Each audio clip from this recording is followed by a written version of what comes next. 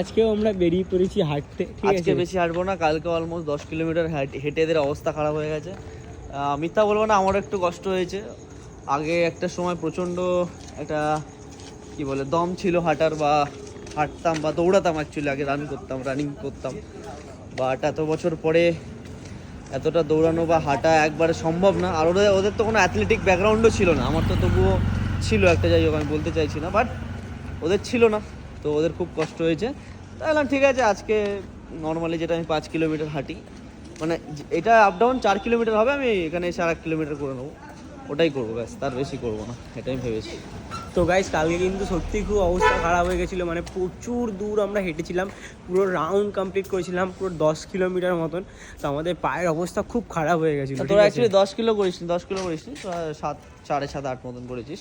actually আমার হয়েছিল 10 10 10.75 বা 10ই ধর, 11